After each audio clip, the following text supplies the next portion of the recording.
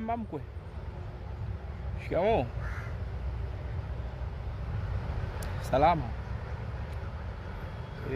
Samani.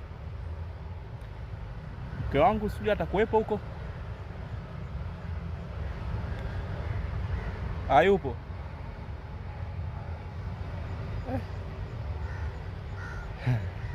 Sasa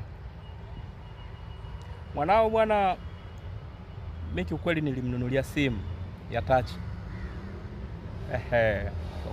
Kwa sababu yuko boa hadi pale nyumbani peke yake, nikaona angalau nimnunulie simu kubwa, awe ana peruzi.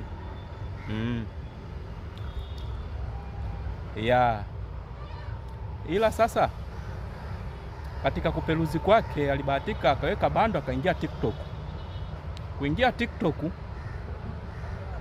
akakutana na majina yameorodheshwa, yameandikwa hivi: hawa ni wanaume malaya, ambapo wanaume malaya hao, ambapo hata jina langu limo, alikuwemo sijui Juma, Rashidi, nani, na mimi Ima pia nilikuwepo.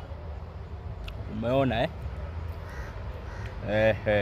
Sasa hapo akabadilika, kumbe wewe Ima ni malaya, sijui nini. Nimeingia mtandaoni TikTok, nikaja nikaona wewe kumbe ni malaya. Sasa mimi siwezi kuishi na malaya, naondoka.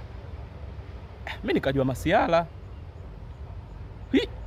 Nafika nyumbani kweli kafungasha vitu vyake kaondoka. Sasa mimi nikajua labda karudi nyumbani.